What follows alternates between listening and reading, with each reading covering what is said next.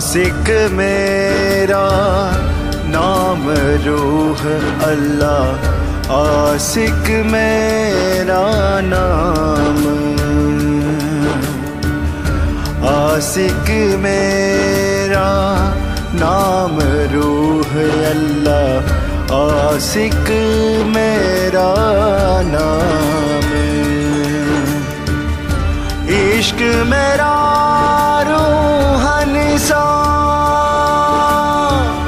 मेरा उम्मत में आराम। इश्क मेरा रूहन सा, मेरा उम्मत में आराम। इश्क बड़ा रे सबन में ना कोई इश्क समान, एक तेरे इश्क बिना उड़ गए सब जहान, उड़ गए सब जहान।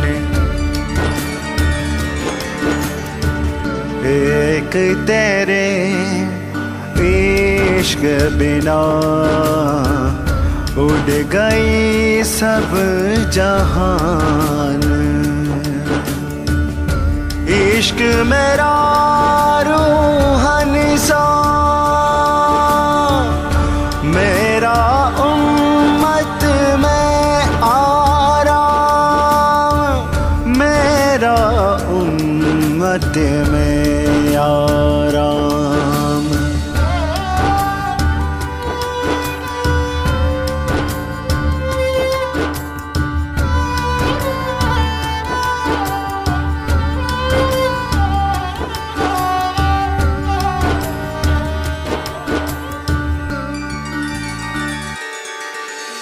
इश्क को ए लछन जो नैनो पल के नाले, दौड़े फिरे मिले न सके, अंदर नजर पिया में दे, अंदर नजर पिया में दे। दौड़े फिरे ना मिल सके, अंदर नजर पिया में दे। इश्क मेरा रूहन सा, मेरा उम्मत में आराम, मेरा उम्मत में आराम।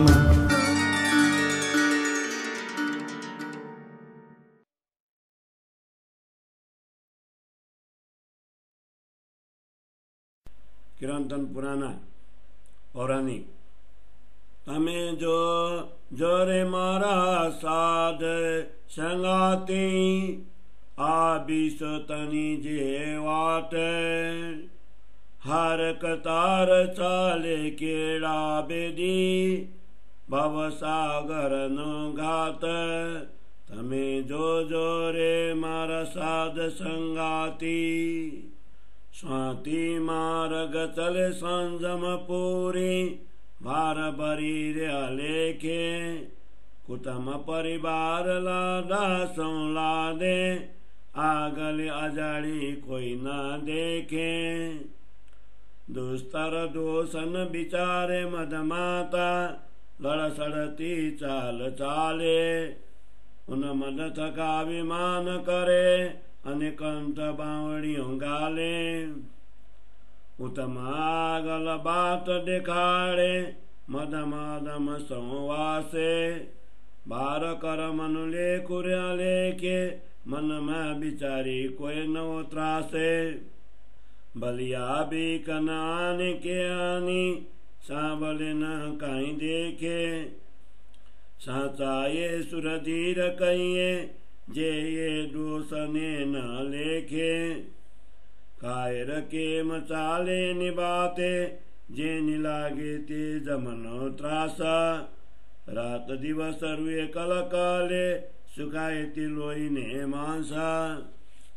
बैकुंठनी पन भीष्मे वाट, ते जेम तेम सहबाए, संजम पुरी ना दुख गन दोएला ते जीव्याए न कहे बाए आसपन तन सुख को आछे ओल्या साख्यात दुख कोई न जाने संजम पुरी ने बाट चे बस्ती ते माते सौ कोई ताने उजड़ मार्ग बैकुंठ केरो ते माते कोई न चाले बेतल नहीं माए चोर मले जुठामा पग कोई न घाले बस्ती बिना लिए चोर लूसी आड़ दोष घना रे दुकाल लोई मांसन रहे अंगमाई आड़ी खाइयो पर्वत पाल ते माते शौचाले संजम पुरी उबत कोने न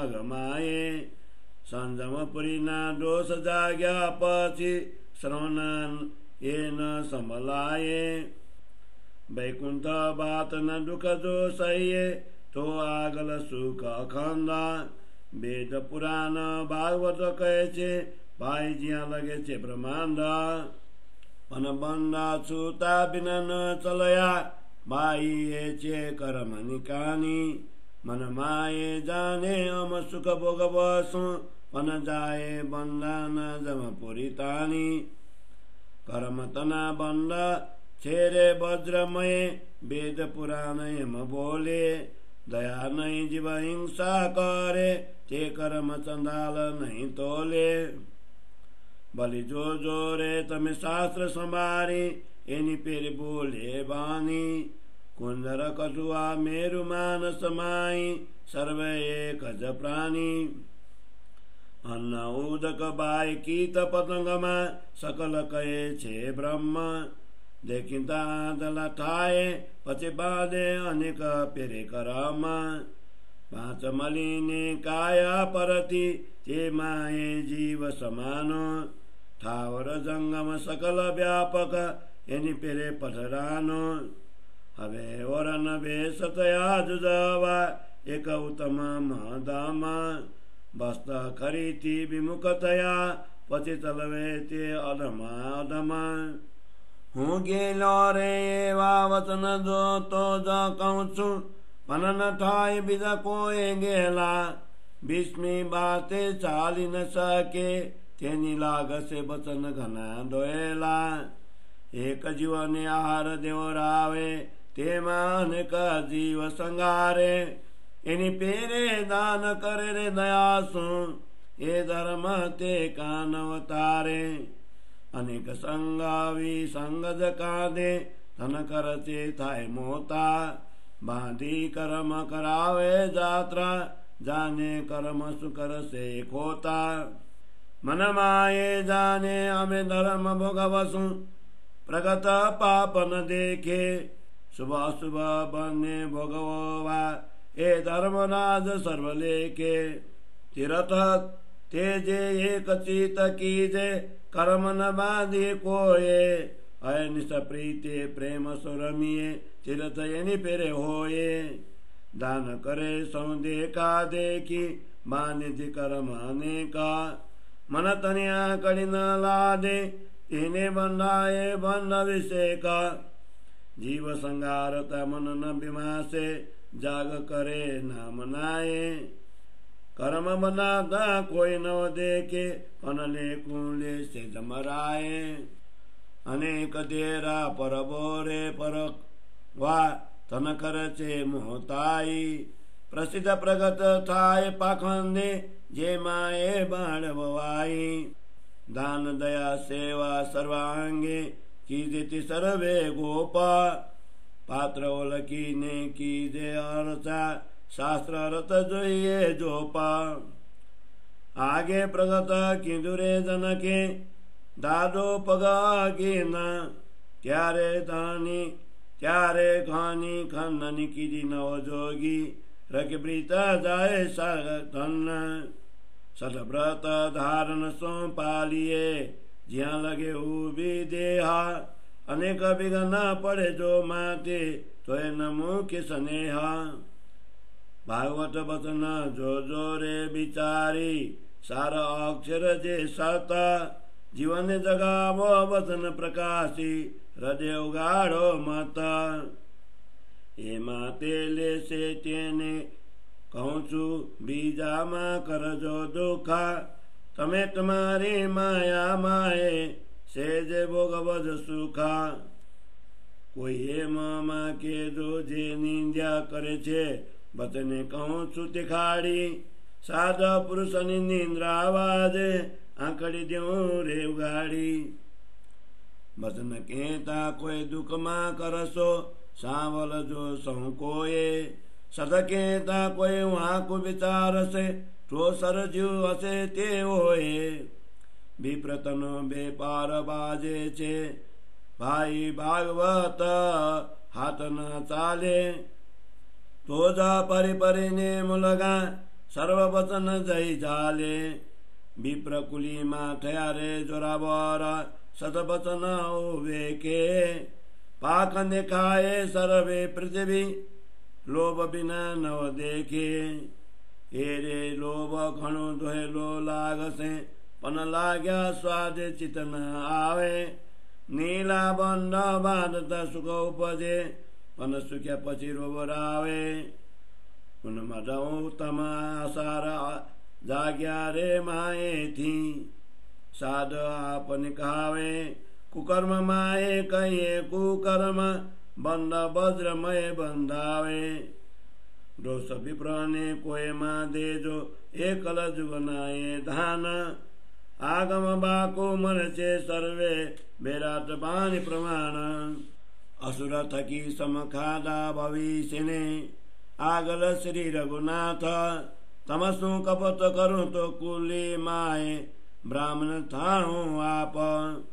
ત્યારે વારો શ્રી રઘુપતિ રાય એવા કથન સમકા ખાધા તમે તો અમારા હું નેચે જાનું અમમાં દરજો બાધા એ વચન આગમ છે પ્રગત તે સૌ કોઈ જાણે ઉત્તમ કરે અસુરાય તે માતે એ કુલી વ્યાપક એ દાને સુરતા જાય સાંભળવાને ચાલ્યા જાને આદલાનો અંગા વાયરની ફૂતી કાને બેરે હૃદય તના જે અંડા ભરતજી કથા કરવાને બેસે કેને આસુપાત ન આવે ભારતની પેરે બતન વાંકા કઈ સુરતાને હંસાવે હંસી રમી કટોલા કરીને સુરતા કેવતાઓ તે મનમાં જાણ્યમ જ્ઞાન કટું છું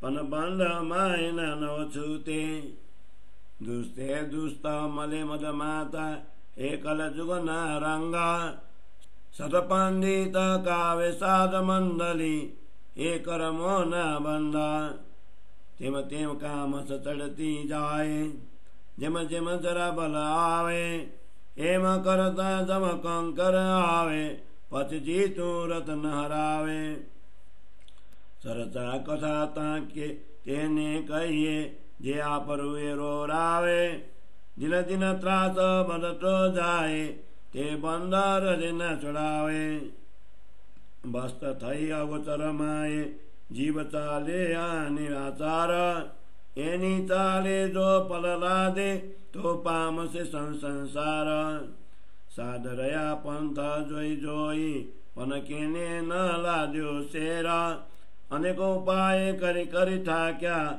પણ ન તલે તે મન ફેરા એ અમલ તનો ફેર જ્યાં નવ જાય ત્યાં ફરે છે વિકલન જેમ એ અંધકલે બન બન જય બલગે તે ફલ પામે કેમ વૃક્ષ તને ઓળખાણ ન ઉપજે જે ફલનું છે આ મન કેમ ફલલા દે શોધ વિના જેનું વિકલ થયું છે મન ઉન્માને ફલ જોવા જાય સામા બીતે કર્મ ન જાલ મનમાં જાને હું બંધ છોડું છું પણ બંધાય પડે તત્કાલ જોઈને જોઈએ ફલ જુવા થઈને અનેક કીધી ઉન્માન એક માહિતી 84 બુદ્ધિ બોલ્યા પણ પામ્યા નહીં પરાધાન અનેક બુદ્ધે બલ કીધા અને અનેક પરયા મન ફલતયું અગાધ ગોચર સાદરયા જોઈ જોઈ અનુદિન ભલે જે સાદ પુરુષ કોઈ કહાવે તે કામ સતલ જાય સો મન સાબુ ઘસી પછાડે નિર્મલ તોય ન થાય સોરે બરસની જતા બંધાની તે કેમ છોડી જાય અંતકાલ સૃજાવા વૈતા લઈ કાંક સિંહત માયે એ કર્મના બંધ જોરાવર તે છૂટે નહીં કેની પર બલિયા બોલ કરી કરી થાક્યા નિગમિયા અવસર બંધ છોડે જઈ આકારના મોતી મદદની જે કહાવે પણ બંધ બંધના જે અરૂપી તેતા દૃષ્ટિ કે ન આવે ગુરુ ગમતાલી બંધન છૂતે જો કીધે અનેક ઉપાય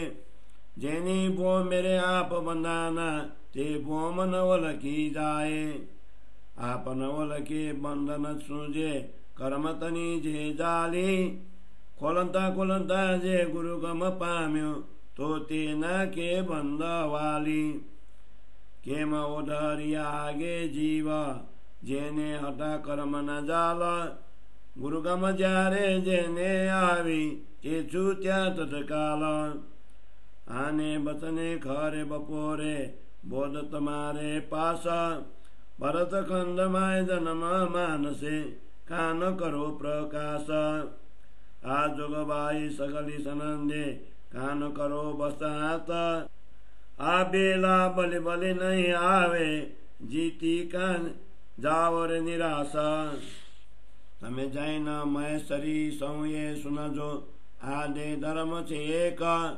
વિષવદેવ ચાલ્યા પછી માર્ગ બેચાના વિવેક મજબન બીજ કરશો ધર્મની માવ માએ અગાધ બસ્ત કોલ્યા બિન ભીમુખ થાવ છો લઈ જાય ગુણ કાબો છો સાધ જીવ ચંડાલ કથના એવો કરડું કારે કરશો ત્યારો બ્રીતા જન્મ કરો કા સાધો આવો રે આકાર કામારો 184 હત્યા બેસશે એવો આ જન્મ તમારો બીજો હત્યાનો પાર નથી જો તે તમે નહીં સંભારો આગળ તીમર ઘોર અંધારું બુધ સે જીવ જલમાહે લેરો મારે અવલા પછાડે મત્સકલા ગળતાએ બુદ્ધ બિના જીવ બેસુદ થાશે માતે પડશે માર બાંધેલ બંધ તાનશે બલિયા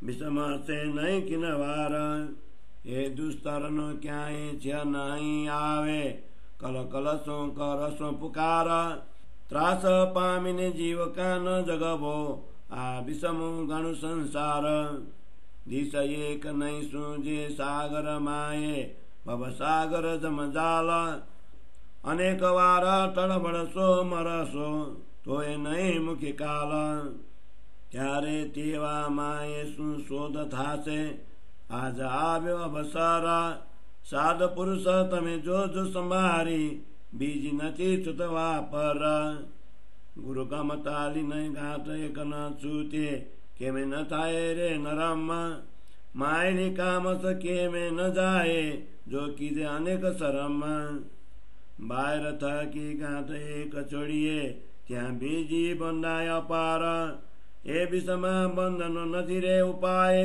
બીજો આને સંસાર આ આકાર માય જીવ વંદાનો તે પણ નવ લખાય તો પાર બ્રહ્મ જે પાર થયો તે કેની પેરે ખોલાય જીવ થયો માય નિરાકાર તે કેની પેરે બાંધ્યો બંધા રૂપ રંગ બાય તેજ નહીં તમે સાધો જુઓરે સનંદા જીવ બંધાનો અજ્ઞાને તે અજ્ઞાન નિંદ્રા જોર ઝેર ચડુ કે ન ભોમતાનું તે પડ તિમર માય ઘોર આને આકારે જો નવ છૂતો તો છૂટશો કે પાર સાધો સાધની સંગત કરજો કિન કિન જાય અવસર સાધ સંગતે આજે અવતરશે રુદિતે કરશે પ્રકાશ કેન નિંદ્રા સર્વ ઉડીને જાશે અંધકાર નાશ. ત્યારે જીવ દયા ઓલખશે આથામ, કર પોતાના દૃષ્ટ્યા આવશે ત્યારે પામશે વિશ્રામ. જ્યારે જીવની મૂર્છા વાગી ત્યારે ઉડી ગયો અજ્ઞાન, કર્મની કામ કેમ રહે જ્યારે ભલ્યો શ્રી ભગવાન.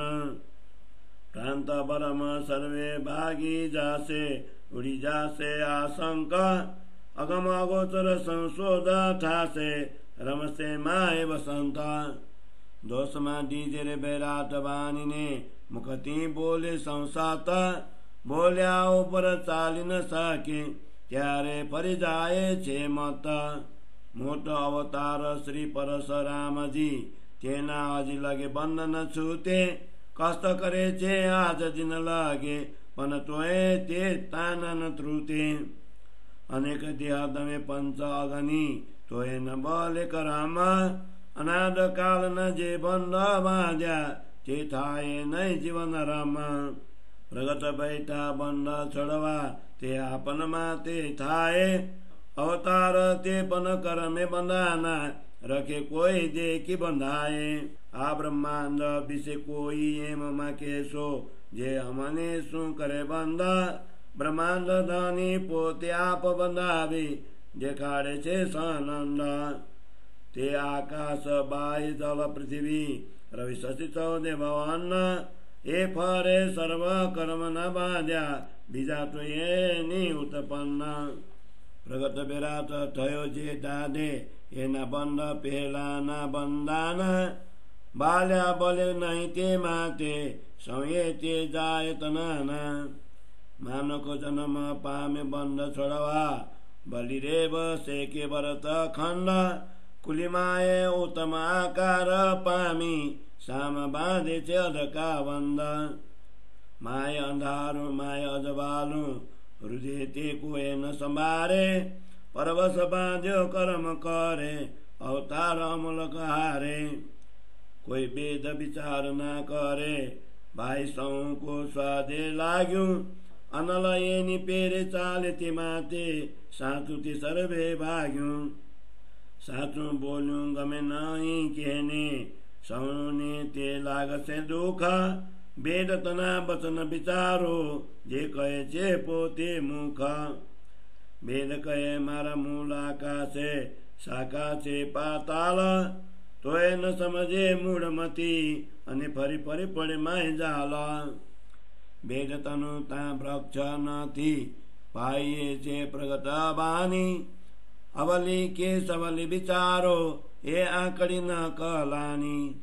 સદબાની છે બેદ તની જો તે કોઈ જુએ બિચારી, એ કોઈ ડર રચ્યો રામતનો સગલા તે માય અંધારી.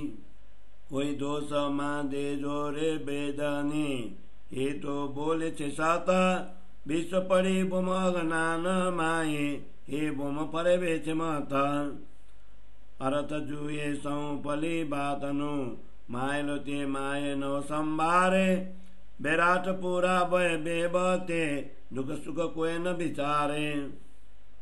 વેદ વિચાર કરી કરી બલિયા પાર બ્રહ્મ ન ઓલાદ્યા, બલિ બલિયા ઓલત્યા ત્યારે પાછા બંધ વિશ્વ ના બાંધ્યા. આત વ્યાસજી નું કહું છું તમે માનજ સાધો સંત, ન માનો તે જય સુખજી ને પૂછો આ બૈતા છે માએ ભાગવત. વેદ પુરાણ ભારત સૌ બાંધ્યા ત્યારે દાદ હૃદયમાં સમાની, તદકીન આવ્યા ગુરુજી પાસે બોલ્યા નારદ જીવાની. ખની ખનાની કીધી વ્યાસજીની પૂરે વચનો ને શ્રવણા ના દીધી, બાની સર્વે નાખી ઉડાડી અવતારની લાજ ન કીધી. સવલા રોષ ભરાના ઋષિજી જોઈ વ્યાસ વચન, શાસ્ત્ર સર્વે બાંધીને તે બોલ્યા બોલતા જન. બેરાત ધની જ્યારે નવ લાદ્યો ત્યારે કાન રહ્યો તું ગોપ, વિશ્વ ભીગોઈ શા માટે તે ઉલતા વચન કઈ ફોકા.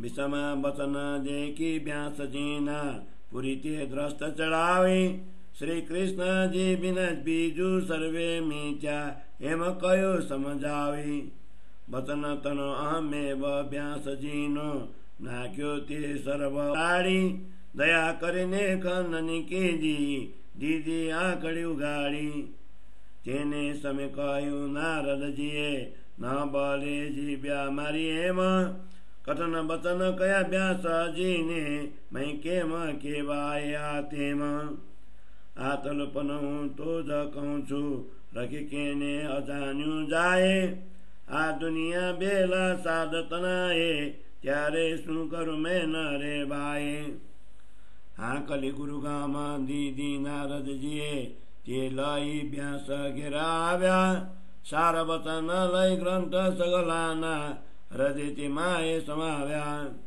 સારતનો વિચાર કરીને બાંધ્યા દ્વાદશ સ્કંદ ત્યારે ઠરો હૃદયને વચને મન પામ્યું આનંદ ઉદર સુખજી ઉપના અને આહી ઉપનો ભાગવત व्यासे वचन कै पृथव्या ग्रही पृथव्या संत सारनुसार थयो भागवत वचन थया बबेक बलियामृत शिशु सुखदेवे तेने थयो रे बसेक सकल सारनुसार निपनु सौको ते मुखती बाके पन वचन बारे विचार न थाए त्यारे विप्रवाणी पेलानी दाखे सुखजी केरा वचन समाजी जो कोई हृदय विचारो 7 दिवस माय परिकट वैकुंठ वचने पार उतार्यो तेज वचन बाच ता सावलता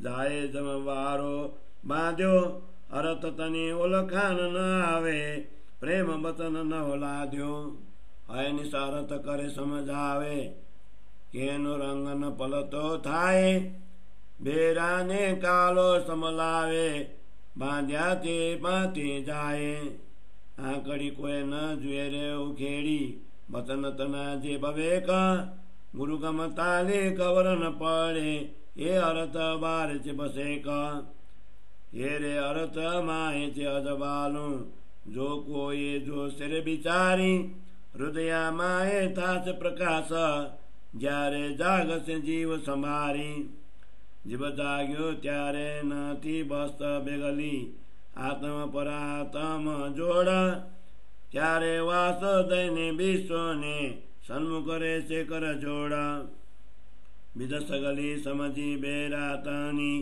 माया कर से सत स्वामी सेवक ठासे संजोग त्यारे उड़ी जासे असत ठासे संजोग त्यारे बंद छूत्या कर्म नहीं लवलेश निय कर्म तना निसाधन वाग्या अखंड सुख पाम से बसे भीजा के ने दोष न दीजे रे भाई जी ये माया बिकराला कर लिया जेम गुति गुथे मुझाई मरे माय जाला हे जीव होय जल ताणो ते न रहे बिना जाला अनेक विधन सुख देखाड़ो पण मुके नहीं पानी बल्ला तेम जीव होए सागर तनो ते मुके नहीं भव सागर अकन सुख जो अनेक देखाड़ो पण मुके नहीं पोते गारा खरो से जे खरीबो मातानो आ वचन विचार से जे अगिन जाला देखिने छाड़ से अकन सुख ले से तेह मन कर्माने थेल से जेती प्रगट थाए सर्वांग साथी बोध संगाती बोले जीव मन एक रंगा हवे गोप वचन के वासे गुरु गमा ते केम प्रगट होए विष्णु संग्राम करने ले से साधा से जे कोई आता अनुमाने बानना क्या उड़ाड़ी बिजा भारी उड़ा ध्यान जाए सन्मुख मले नहीं जिया सुरो ते अटुका बिना न चोड़ाए साधवल खासे बचने अनेक रसे समागम साधवानी साधये मोचरे संगत चे साध रतन संगत चे साध रतन साधवल खासे बचने अनेक रसे समागम साधवानी साधये मोचरे संगत चे सादर तन्ना, संगत चे सादर तन्ना। चौपाई 129, प्रकरण 126, चौपाई 1945। बोलो श्री प्राणनाथ प्यारे की जय। श्री कीर्तन ग्रंथ को प्रकरण 126 को हिंदी सरलार्थ। ये साधु महात्मा हो, देखो संसार का मार्ग ही कुछ ऐसा है।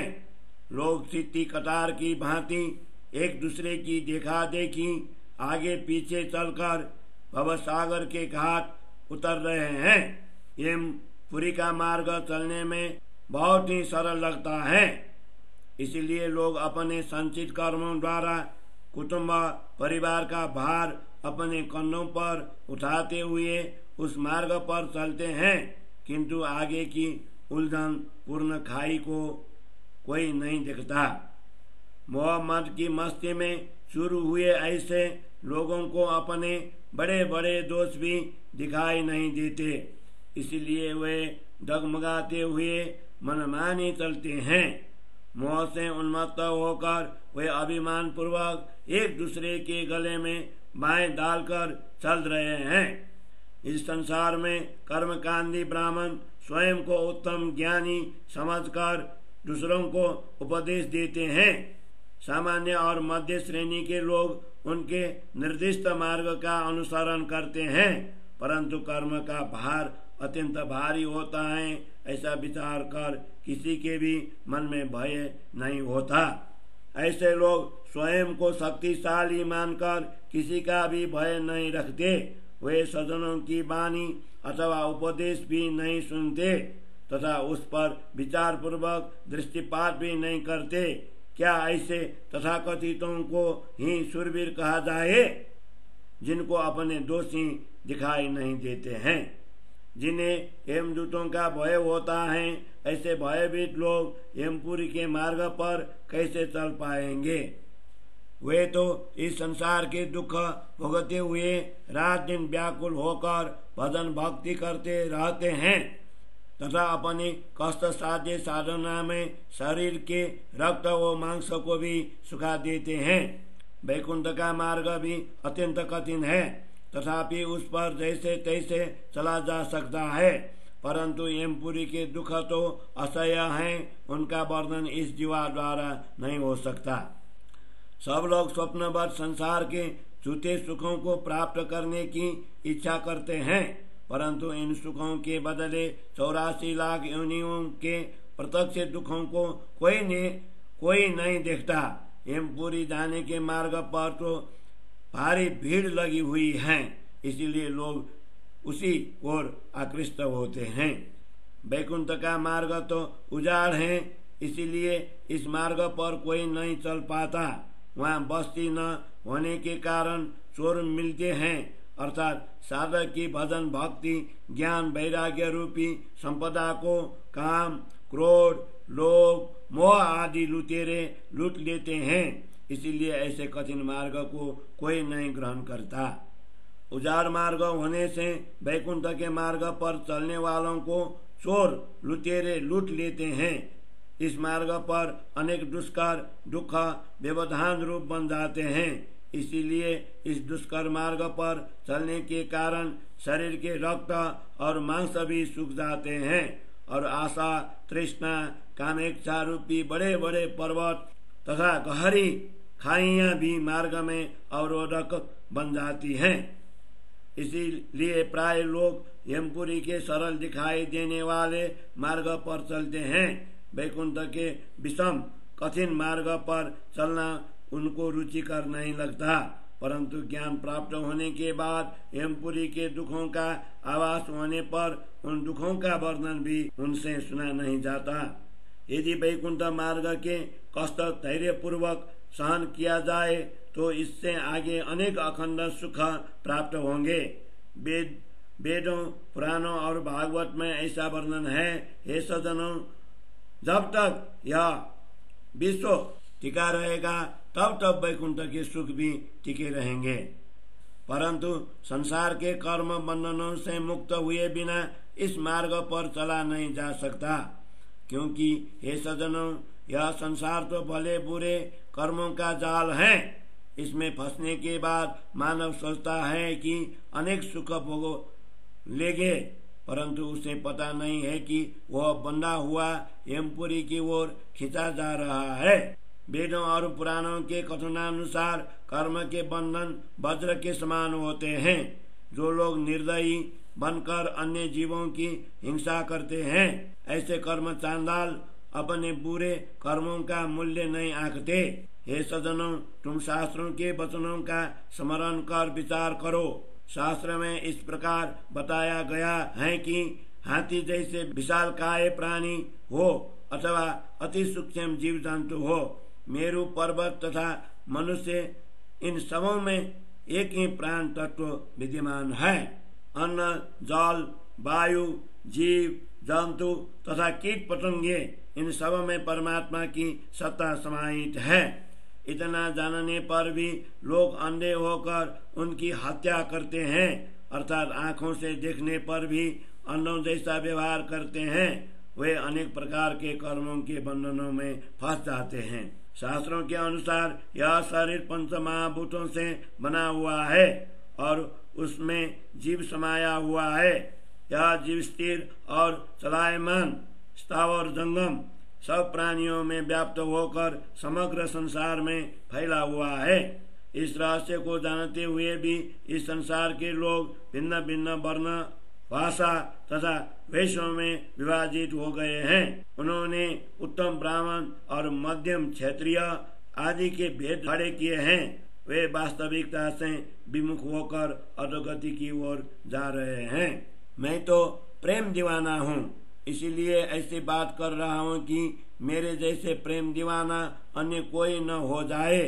जो सत्य के कठिन मार्ग पर नहीं चल सकेंगे, उनको मेरे ये वचन अत्यंत कठिन और दुखदायी लगेंगे। एक जीव को आहार देने के लिए अनेक जीवों की हिंसा की जाती है। ऐसे लोग दया भाव दिखाकर दान करते हैं, ऐसा धर्म उनको कैसा तारेगा। कितने ही संघवी यात्रा संघ निकालने वाले अपना खर्च कर संघ निकालते हैं तथा ऐसे कार्यों में अधिक धन खर्च कर स्वयं को महान कहलाते हैं। ऐसे लोग कर्म के बंधनों में बंध कर ही यात्राएं करते हैं और मानते हैं कि अब हमारे अपकृत्य हमारा क्या बिगाड़ लेंगे। ऐसे लोग मन में यह मानते हैं कि हमने यह महान धर्म कार्य किया है और अब सुख भोगेंगे। वे अपने प्रत्यक्ष पाप कर्म को नहीं देखते।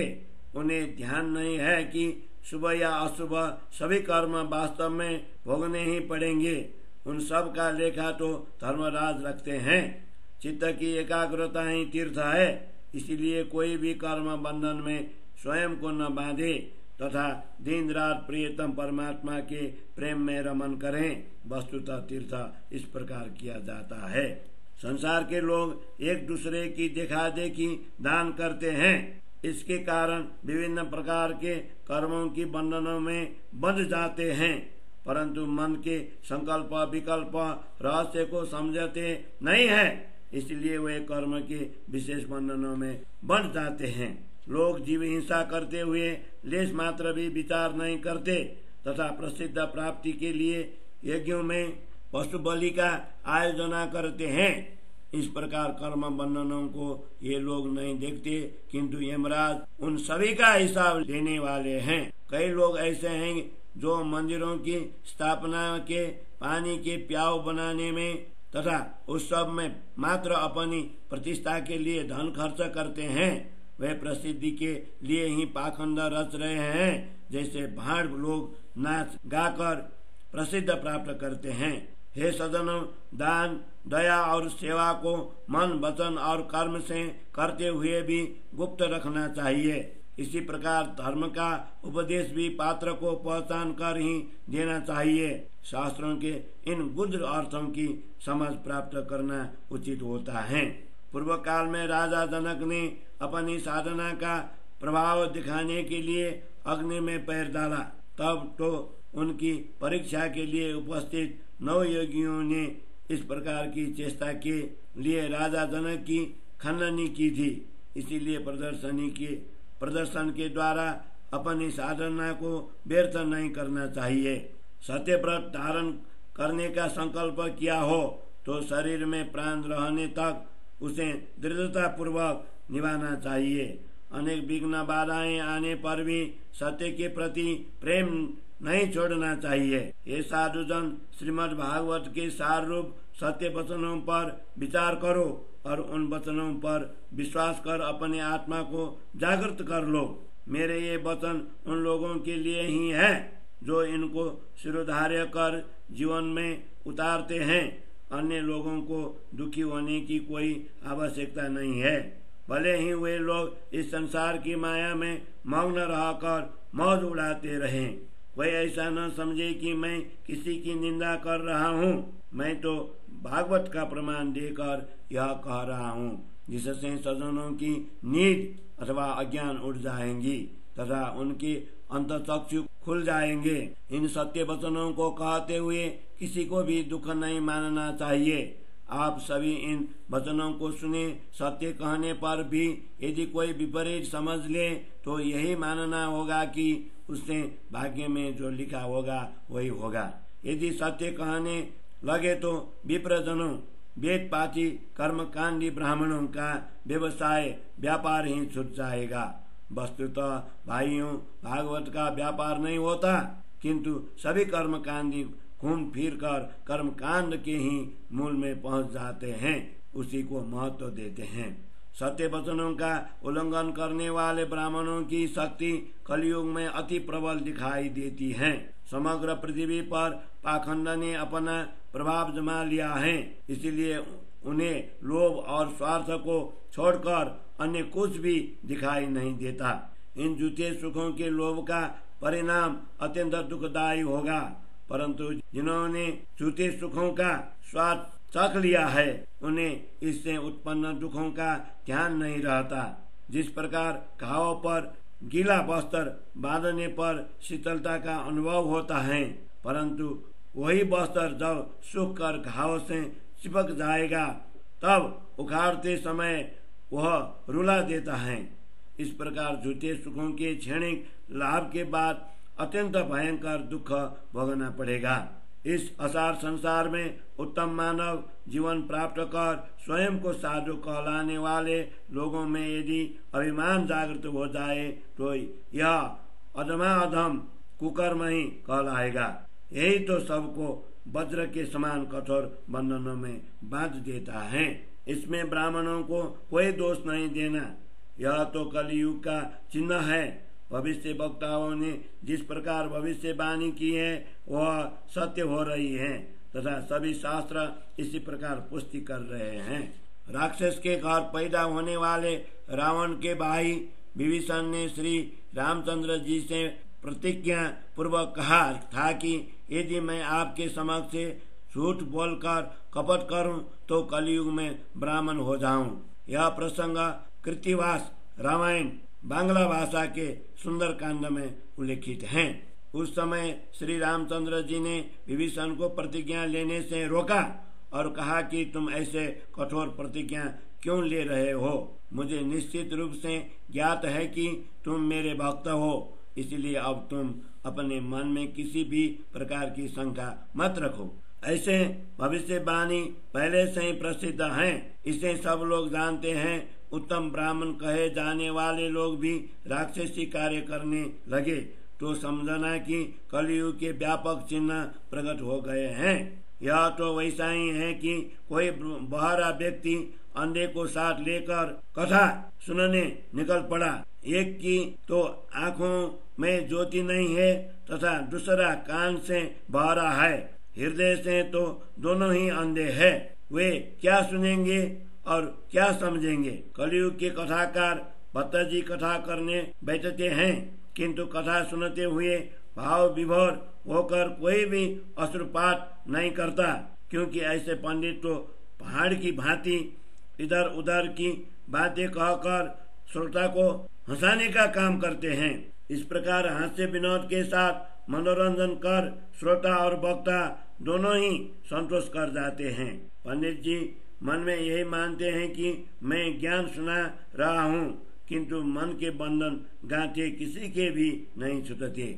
इस कलियुग में मिथ्याभिमानी श्रोता और वक्ता दोनों एक दूसरे से मिल जाते हैं, क्योंकि यह कलियुग का प्रभाव है। ऐसे लोगों के समुदाय को ही सज्जन साधु और ज्ञानी लोगों की मंडली कहा जाता है। संसारी कर्मों के इस प्रकार के बंधन सबके साथ लगे हुए हैं।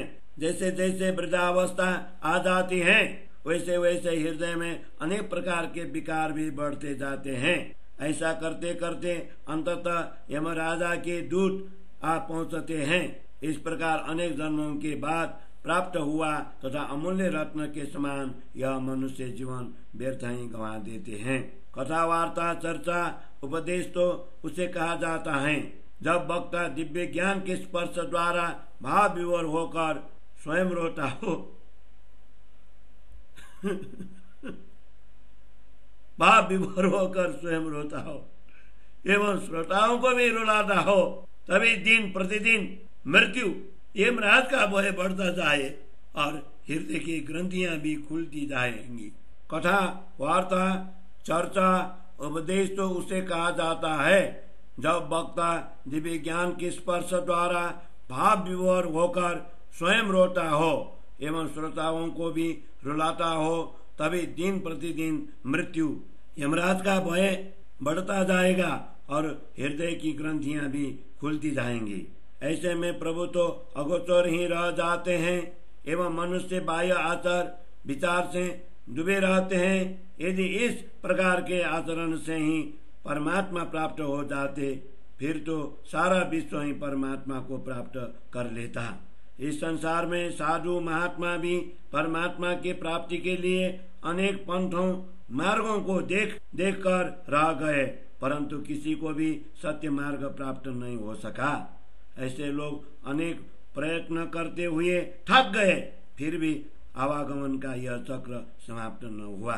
जब तक माया का यह मत नहीं उतरेगा, तब तक यह जीव व्याकुल होकर संसार के आवागमन के चक्र में घूमता ही रहेगा। संसार के ये लोग मात्र कल्पना से ही विभिन्न संप्रदाय रूपी अरण्य में भटक रहे हैं। उन्हें सत्य वस्तु किस प्रकार प्राप्त होंगी? साधक को जब तक संप्रदाय रूपी वृक्ष की पहचान न हो, तब तक उसे ज्ञात नहीं होगा कि यह वृक्ष कौन सा फल देगा। जिन लोगों का मन ही विचलित हो गया है, उन्हें शोध साधना किए बिना फल मुक्ति किस प्रकार प्राप्त हो सकता है? लोग अपने अनुमानित ज्ञान को लेकर मोक्ष रूपी फल प्राप्त करने जाते हैं, परंतु सामने बिछे हुए कर्म कांडों के जाल में फंस जाते हैं। वे मन में तो सोचते हैं हम कर्म के बंधन छोड़ रहे हैं, किंतु अज्ञान के कारण तत्काल बंधन में पड़ जाते हैं। जैसे संप्रदाय के प्रवर्तक परम ज्ञानी आदिनाथ ऋषभ देव जी ने कर्म कांड से पृथक होकर परमात्मा प्राप्ति के लिए प्रयत्न किया था। उनके अतिरिक्त अनेक लोगों ने भी उसके लिए अनुमान किया।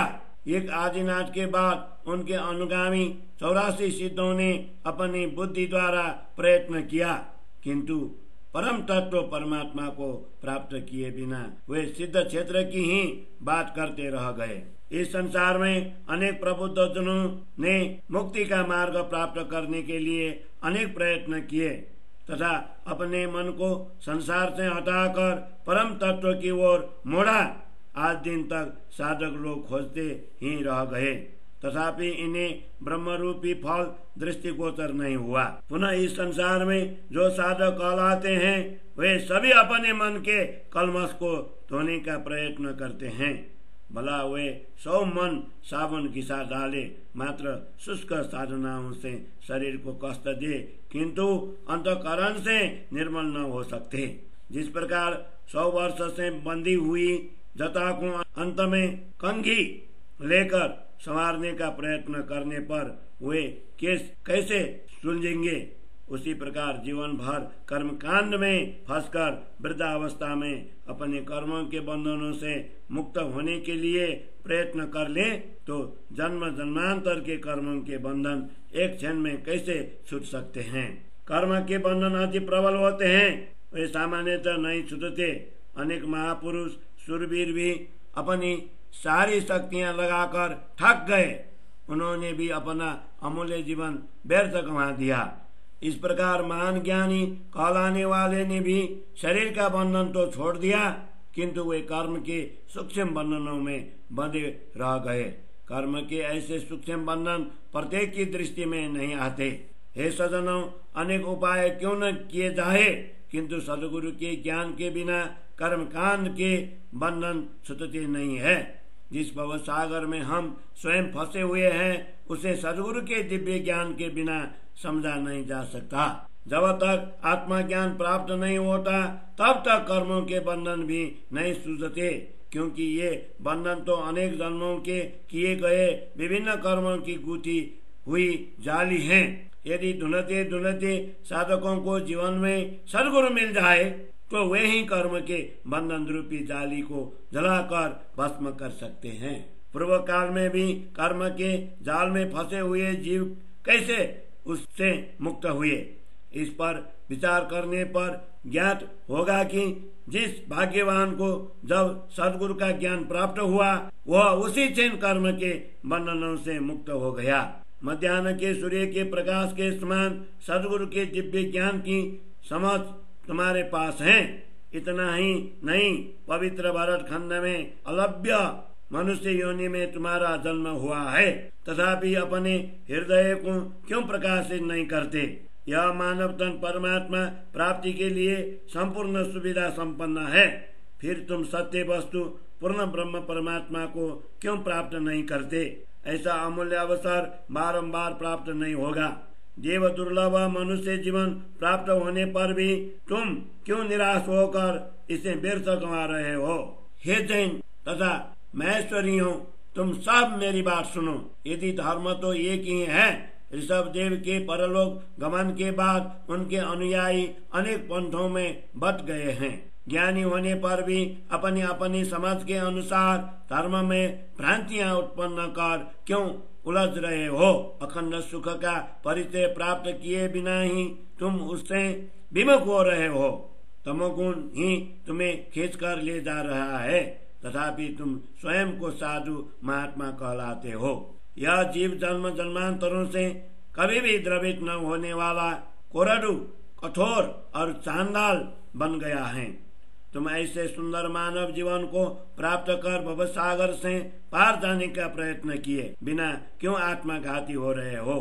शास्त्रों के कथनानुसार मनुष्य जीवन प्राप्त करने पर भी जो भवसागर पार नहीं कर सकता, वो आत्मघाती कहलाता है। इसीलिए ये सज्जनों, इस अमूल्य मनुष्य जीवन को क्यों व्यर्थ गवा रहे हो। ऐसा समर्थ मनुष्य तन प्राप्त करके भी उसे क्यों नष्ट कर रहे हो। तुम्हें ऐसा अमूल्य मनुष्य जीवन प्राप्त हुआ है, उसे व्यर्थ गंवा देने पर 84 लाख योनियों में भटकने की हत्या का पाप लगेगा। यदि इस जन्म को भली प्रकार नहीं संभालोगे, तो दूसरी अन्य हत्याओं का पाप लगेगा, जिनका कोई अंत नहीं है। सदगुरु का दिव्य ज्ञान प्राप्त करने पर भी जिसने अपनी आत्मा को नहीं पहचाना, उसके लिए तो सर्वत्र घोर अंधकार है। ऐसे जीव इस भवसागर के गहरे पानी में डूब जाएंगे। भवसागर में जन्म मरण रूपी लहरें उनको पछाड़ेंगी, तथा जैसे छोटी मछली को बड़ी मछली निगल जाती है, उसी प्रकार जीव की दशा होगी। विवेक बुद्धि के बिना 84 लाख योनियों में यह जीवन बेसुध होकर पड़ा रहेगा। इतना ही नहीं, उस पर अनेक प्रकार की भार भी पड़ेंगी। उसके लिए हुए कर्म बंधन उसे बलपूर्वक घसीट ले जाएंगे, तब उसको क्षण भर के लिए भी विश्रांति शांति नहीं मिलेंगी। तब इस दुस्तर विकट भवसागर का कोई किनारा हाथ नहीं लगेगा और तुम रो रो कर बिलखते हुए पुकार करते लगोगे। इसीलिए तुम इस कर्म बंधनों से त्रस्त होकर अपने जीव को जागृत क्यों नहीं करते। यह संसार तो अत्यंत विषम है। यह भवसागर ऐसा यमजाल है कि इसमें आगे पीछे की दिशा का कुछ पता ही नहीं चलता। तुम यहाँ पर बार बार तड़पते रहेंगे, फिर भी काल तुम्हें नहीं छोड़ेगा। तब वैसी स्थिति में परमात्मा की खोज कैसे हो पाएंगी? अभी तो तुम्हें मनुष्य जीवन का अति सूक्ष्म अवसर मिला हुआ है। इसलिए हे साधु सज्जनों, तुम माया के विषय में भली प्रकार विचार करो। मनुष्य जीवन के बिना कर्म के बंधनों से छूटने का अन्य कोई उपाय नहीं है। हे सज्जनों, सदगुरु के ज्ञान के बिना कर्म की यह प्रबल गांठ नहीं छूट सकती और न ही किसी भी प्रकार से स्थिर हो पाएंगी। अनेक परिश्रम करने पर भी तुम्हारे हृदय से काम, क्रोध, लोभ, मोह और अहंकार जैसे विकार कलमश नहीं छूटेंगे। कदाचित अन्य उपायों, कठिन साधनाओं के द्वारा कर्म की एक गांठ बाहर से छूट भी जाए तो वहां पर दूसरी अनेक गांठें तुरंत ही बंध जाएंगी। इस प्रकार इन विषम बंधनों से मुक्त होने के लिए गुरु ज्ञान के अतिरिक्त अन्य कोई उपाय नहीं है। इस मनुष्य शरीर में यह जीव बंधा हुआ है। यदि हम अपने ही शरीर में स्थित जीव को भी पहचान नहीं सकते तो इस संसार से परे पूर्ण ब्रह्म परमात्मा को कैसे ढूंढ पाएंगे तथा उनकी पहचान कैसे हो पाएंगी? यह जीव तो वस्तुतः आकार रहित है, वह इस शरीर में कैसे बंध गया है। उसका न कोई रूप है न रंग, उस पर वायु और प्रकाश का भी प्रभाव नहीं होता। हे साधुजनों, आप इस पर विचार तो करें, यह सब कैसे हुआ? वस्तुतः जीव अज्ञान के द्वारा बंधा हुआ है। यह अज्ञान रूपी निद्रा अति प्रबल है। इस संसार के काम, क्रोध, अहंकार आदि माया का नशा उस पर चढ़ा हुआ है। इसीलिए जीव अज्ञान के अंधकार में डूब रहता है। हे साधुजन, यदि मनुष्य तन प्राप्त करने पर भी कर्म के बंधनों से मुक्त नहीं हो पाएंगे तो फिर जन्म मृत्यु के बंधनों से कैसे मुक्त हो सकोगे? इसीलिए साधु महात्माओं के संग में रहकर उनका उपदेश ग्रहण करो। यह अमूल्य अवसर क्षण क्षण में बिता जा रहा है। सच्चे साधु महात्माओं का संग करने पर माया का यह बीज स्वतः उतर जाएगा तथा हृदय में ज्ञान का प्रकाश फैलेगा। तब जीव को बेशुद्ध बना देने वाली अज्ञान निद्रा समाप्त हो जाएंगी तथा अज्ञान रूपी अंधकार दूर हो जाएगा। तब जीव को स्वयं की पहचान होगी तथा वह इस झूठे संसार को भी पहचानेगा। अब अपना घर प्रेम धाम उसके हृदय में आएगा, तभी वह विश्रांति शांति प्राप्त कर पाएगा। जब जीव की मूर्छा दूर हो जाएगी तब अज्ञान भी मिट जाएगा। जब उसे परमात्मा ही मिल जाएगी तब उसमें कर्म के कलमश विकार कैसे रह पाएंगे। जब उसकी सभी भ्रांतियां दूर हो जाएंगी तब सभी संशय भी मिट जाएंगे। तब इंद्रियों के द्वारा अगोचर अगम्य परमात्मा की भी शोध हो जाएंगी तथा वह उन्हीं के साथ नित्य रमन करने लगेगा। संसार के शास्त्र वचनों तथा साधु संतों की वाणी को कोई भी दोष मत देना, क्योंकि उन सभी ने सत्य ही कहा है। जब वाणी के अनुसार जीवन में आचरण नहीं हो सकता तब बुद्धि भी फिर जाती है। श्री परशुराम जी भगवान विष्णु के अवतार कहे जाते हैं, परंतु अभी तक उनके बंधन नहीं छूटे हैं। वे आज तक तप करते हुए अनेक कष्ट सहन कर रहे हैं, तथापि कर्म बंधन की सूक्ष्म तंतुएं नहीं टूटती। अनेक साधु महात्मा पंचाग्नि तप आदि विभिन्न तपस्या कर देह का दमन करते हैं, तथापि उनके कर्म के बंधन जलकर नष्ट नहीं होते, क्योंकि अनादिकाल से बंधे हुए कर्म बंधन जीव के लिए एकाएक स्थिर नहीं हो सकते। परशुराम जैसे अवतारी पुरुष भी कर्म बंधनों से मुक्त होने के लिए तप कर शरीर को कष्ट दे रहे हैं। वे अपने लिए नहीं अपितु भविष्य में आने वाले जीवों के लिए उदाहरण बनकर शिक्षा दे रहे हैं। वे अवतारी पुरुष होने पर भी कर्म के बंधनों में इसलिए बंधे हैं कि उनको देखकर अन्य कोई भी कर्म बंधन में न बंध जाए। इस संसार में जन्म लेने वाले किसी को भी ऐसा नहीं कहना चाहिए कि ये कर्म बंधन हम पर क्या प्रभाव डाल सकेंगे, क्योंकि संसार के स्वामी अवतार स्वयं कर्म बंधन में बंधकर हमें यह शिक्षा दे रहे हैं। आकाश, वायु, तेज, जल और पृथ्वी, ये पंच महाभूत तथा चंद्र, सूर्य एवं 14 लोकों के सभी प्राणी कर्म के बंधनों में बंधकर चक्कर काट रहे हैं। जब ये सभी कर्म के अधीन रहकर घूम रहे हैं तो अन्य जीव तो इन्हीं से उत्पन्न हुए हैं। ये कर्म बंधनों से रहित कैसे हो सकते हैं? इस ब्रह्मांड का सर्जन होने से पहले ही इसके कर्म बंधनों का सर्जन हो चुका था, इसीलिए वे कर्म बंधन जलाने से नहीं जलते। इस प्रकार समस्त ब्रह्मांड कर्म के बंधनों में बंधकर खींचा जा रहा है। यह मनुष्य जन्म कर्म के इन जटिल बंधनों से मुक्ति प्राप्त करने के लिए ही प्राप्त हुआ है। उसमें भी श्रेष्ठ भारत खंड में और उत्तम कलयुग में यह जीवन प्राप्त हुआ है। तथापि मनुष्य मुक्ति प्राप्त करने के बदले और बंधे जा रहे हैं। अपने अंतःकरण में ही अज्ञान का अंधकार और ज्ञान का प्रकाश दोनों है, तथापि हृदय पूर्वक कोई विचार नहीं करता। इस प्रकार सब लोग विवश होकर कर्म के बंधनों में फंसते जा रहे हैं और अमूल्य मानव जीवन को व्यर्थ गवा रहे हैं। इस संसार में कोई भी व्यक्ति वेद वाणी की सत्य बात को समझकर उस पर विचार नहीं करता, क्योंकि सब मायावी सुखों के आनंद में मग्न है। यहाँ पर भ्रम की ऐसी आग लगी हुई है कि सभी लोग सत्य से भाग रहे हैं। इस संसार में सत्य वचन किसी को नहीं भाते। सत्य कथन से सबको दुख होता है। वेद वचनों पर विचार तो करो, वेद स्वयं क्या कर रहे हैं। वेदों में स्पष्ट रूप से वर्णन किया गया है कि ऊर्ध्वमूलः मद शाखा, अर्थात संसार का मूल आकाश में और शाखाएं पाताल में हैं। तथापि मूर्ख लोग समझते नहीं है, वे बारंबार संसार के मोह जाल में फंसते हैं। हे सज्जनों, विचार करो कि वेद कोई वृक्ष नहीं है। वेद तो ज्ञान को फैलाने वाली पवित्र वाणी है। उसको उलटे या सीधे ढंग से विचार करोगे तो भी उसका गूढ़ रहस्य समझ में नहीं आएगा। यदि कोई हृदय पूर्वक गहराई से विचार करे तो ज्ञात होगा कि यह वेद वाणी सत्य है। माया का यह खेल ही उलझन भरा है, इसलिए सबकी बुद्धि अंधकार में डूबी रहती है।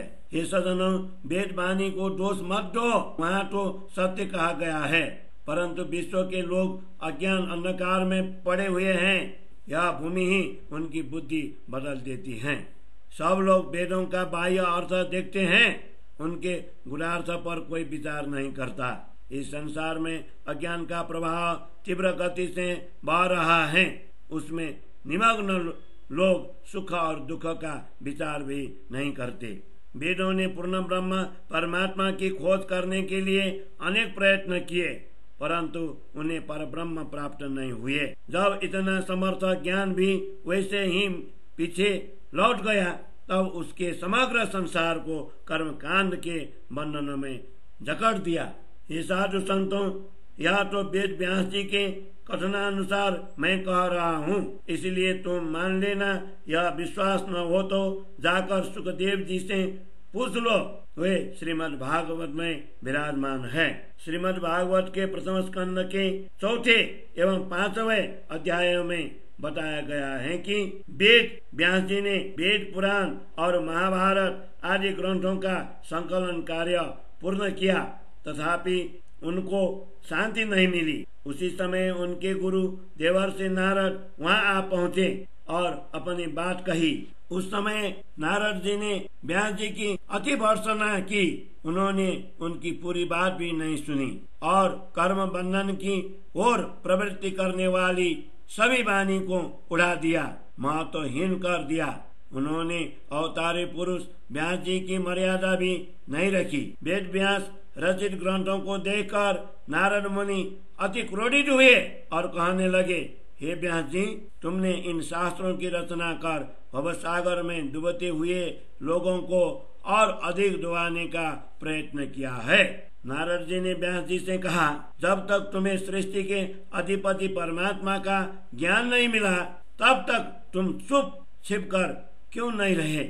इस प्रकार के कर्मकांड का विपरीत ज्ञान देकर समग्र संसार को सत्य से विचलित क्यों किया? वेद व्यास जी रचित शास्त्रों के विषम वचनों को देखकर नारद जी ने अपने भौहें चढ़ाई। फिर समझाकर कहा कि श्री कृष्ण जी को छोड़कर सब कुछ मिथ्या है, अर्थात श्री कृष्ण जी का गुणगान किए बिना ये सभी रचनाएं निरर्थक है। वेद व्यास को शास्त्रों की रचना करने का जो गर्व था उसे नारद जी ने चूर कर दिया। फिर दया पूर्वक भर्त्सना करते हुए समझाया और उनकी अंतर्दृष्टि खोल दी।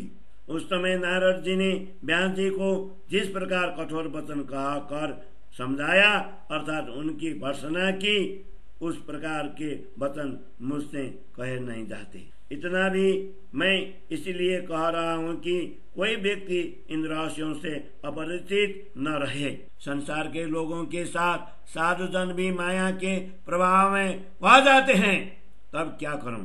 कहे बिना मुझसे रहा नहीं जाता। नारद मुनि ने अपने गुरुजन सनक, सनंदन, सनातन, सनत कुमार आदि ऋषि मुनियों से प्राप्त ज्ञान का उपदेश व्यास जी को दिया। उसे सुनकर व्यास जी अपने आश्रम में लौटे और इस उपदेश के आधार पर सभी ग्रंथों का सार हृदयस्थ कर लिया। फिर वेद व्यास ने सभी ग्रंथों का सार विचार कर 12 स्कंदों में श्रीमद् भागवत की रचना की। तब इन वचनों से व्यास जी का हृदय शांत हुआ तथा वे आनंद विभोर हो गए। एक और सुखदेव जी व्यास जी के पुत्र के रूप में उत्पन्न हुए तो दूसरी ओर श्रीमद् भागवत की रचना हुई। व्यास जी ने सुखदेव जी को भागवत के वचन समझाया। पश्चात सुखदेव जी ने उन्हें वचनों को ऋषियों में वितरित कर दिया। इस प्रकार श्रीमद् भागवत वेद व्यास जी द्वारा रचित संपूर्ण शास्त्र पुराणों के विवेक पूर्ण सार वचन स्वरूप है, जिसमें सुखदेव जी ने भक्ति रस का अमृत सींचा। इसके कारण यह ग्रंथ विशेष महत्वपूर्ण बन गया। श्रीमद् भागवत को देखकर सभी विद्वानों ने कहा कि इसमें सभी ग्रंथों का सार है, किंतु वे इन गहन वचनों पर विचार नहीं कर सके। इसलिए ब्राह्मण लोग पहले कहे हुए कर्म कांड का ही विशेष प्रचार करते हैं। सुखदेव जी के वचनों श्रीमद् भागवत पर हृदय पूर्वक विचार करना चाहिए। सुखदेव जी ने इन्हें वचनों को सुनाकर राजा परीक्षित को 7 दिनों में ही वैकुंठ पहुंचा दिया था। श्रीमद् भागवत के उन्हें वचनों का प्रवचन तथा श्रवण करते हुए भी लोग एम पास में बंध जाते हैं, क्योंकि श्रीमद् भागवत के वचनों का गुणार्थ न समझने के कारण उन्हें प्रेम लक्षणा भक्ति प्राप्त नहीं होती। कथाकार जन दिन रात श्रीमद् भागवत की कथा तो करते रहते हैं, परंतु उनके उपदेशों द्वारा श्रोताओं के हृदय में कोई परिवर्तन नहीं होता। बहरे को गूंगा समझा रहा हो, वही स्थिति यहाँ भी होती है। इसलिए श्रीमद् भागवत सुनकर भी लोग कर्म के बंधनों में बंधे हुए ही चले जाते हैं। श्रीमद् भागवत के गुप्त रहस्य पर कोई भी विवेक पूर्वक विचार नहीं करता। सदगुरु के बिना इन गुप्त रहस्यों की समझ प्राप्त नहीं होती, क्योंकि इन वचनों में गुप्त रहस्य छिपे हुए हैं। श्रीमद् भागवत के इन गुप्त रहस्यों में ही अखंड दिव्य ज्ञान का प्रकाश समाहित है। यदि कोई इन वचनों पर हृदय पूर्वक विचार करे तो उसके हृदय में ज्ञान का प्रकाश फैल जाएगा, जिससे वह सचेत होकर अपने जीव को भी जागृत करेगा। आत्मा जागृत होने पर अखंड वस्तु उससे दूर नहीं होगी। वह अपने आत्मा का संबंध पर आत्मा से जोड़ देगा तथा इस संसार से मुख मोड़कर प्रियतम धनी के समक्ष से हाथ जोड़कर खड़ा हो जाएगा। आत्मा जागृत होते ही तत्क्षण उसे विराट ब्रह्मांड की शुद्धि हो जाएंगी एवं इस नश्वर माया में भी सत्य की प्राप्ति हो जाएगी। तब उसको अपने प्रियतम धनी परमात्मा और आत्मा का शाश्वत संबंध ज्ञात हो जाएगा तथा उसका झूठा अज्ञान स्वतः हट जाएगा। इस प्रकार आत्मा और परमात्मा का संबंध ज्ञात होते ही सभी बंधन छूट जाएंगे। कर्म के बंधन लेश मात्र भी नहीं रहेंगे। तब निष्कर्म निष्काम कर्म के भाव जागृत होंगे तथा विशेष रूप से अखंड सुखों की प्राप्ति होगी। हे सज्जनों, दूसरों को दोष मत देना, यह माया स्वयं ही विकराल है। जिस प्रकार मकड़ी स्वयं जाल बनाकर उसमें ही फंस जाती है और अंततोगत्वा उसी में मर जाती है, उसी प्रकार संसार के प्राणी भी स्वयं कुल कुटुंब परिवार का जाल रचते हैं तथा स्वयं उसी जाल में फंसकर मृत्यु के मुख में चले जाते हैं। पानी में रहने वाले जीव बिना पानी के जी नहीं सकते। उन्हें पानी से बाहर निकालकर विविध प्रकार के सुख भी दिए जाए तथापि वे एक क्षण के लिए भी पानी को नहीं छोड़ सकते। इसी प्रकार इस झूठे भवसागर के लोग भी इसे नहीं छोड़ते। उन्हें अनेक प्रकार से अखंड सुख दिए दिखाए जाए तथापि वे इस संसार रूपी घर को नहीं छोड़ सकते। जो अखंड भूमि का परम धाम की आत्मा होंगी मात्र वही इन सत्य वचनों पर विचार करेंगे। वह इस संसार को अग्नि के ज्वाला के समान दुखदायी मानेंगी एवं उसे त्याग देंगी। ऐसे आत्माएं ही अखंड सुख प्राप्त करेंगी। जिस मन से सब गुण अंग इंद्रियां संचालित होती हैं, इसी जागृत आत्मा का मन इंद्रियों के कर्म बंधनों को धक्के मारकर त्याग देगा। तब अंग अंग में परमात्मा का प्रेम प्रकट हो जाएगा। मनुष्य में सन्निहित गुण अंग और इंद्रियां मन के साथी बनकर इन सत्य वस्तु की साक्षी देंगी। तभी जीव और मन दोनों एक ही परमात्मा के रंग में रंग जाएंगे। अब ये गुड वचन सदगुरु के ज्ञान के द्वारा ही कहे जाएंगे, किंतु जिज्ञासु के बिना ये कैसे प्रकट होंगे। यदि कोई सच्चा साधु होगा तो वही सत्संग के द्वारा इन वचनों को प्राप्त कर लेगा। इस प्रकार संसार में प्रचलित अनुमानित ज्ञान के वचनों को सारहीन समझकर उड़ा दिया, परंतु सदगुरु के वचन तो गहन होने से उड़ाए नहीं जाएंगे। जब तक दृढ़ निश्चयी सूर जिज्ञासु नहीं मिलता तब तक सदगुरु का ज्ञान रूपी हथौड़ा नहीं मारा जाएगा। इस प्रकार संसार में प्रचलित अनुमानित ज्ञान के वचनों को सारहीन समझकर उड़ा दिया गया, परंतु सदगुरु के वचन तो गहन होने से उड़ाए नहीं जाएंगे। जब तक दृढ़ निश्चयी जिज्ञासु नहीं मिलता तब तक सदगुरु का ज्ञान रूपी हथौड़ा नहीं मारा जाएगा। सच्चे साधुओं की पहचान उनके वचनों से ही होती है एवं पहचान होने पर ही सच्चे साधु की संगत की जाती है। महापुरुषों ने अपनी वाणी में इस प्रकार कहा है कि ऐसे साधु जन का सत्संग अमूल्य रत्न है। सच्चे साधु की पहचान उसके वचनों से ही होती है एवं पहचान होने पर ही सच्चे साधु की संगत की जाती है। महापुरुषों ने अपनी वाणी में इस प्रकार कहा है कि ऐसे साधु जन का सत्संग अमूल्य रत्न है। ऐसे साधु जन का सत्संग अमूल्य रत्न है। चौपाई 129 प्रकरण 126 चौपाई 1945। बोलो श्री प्राणनाथ प्यारे की जय।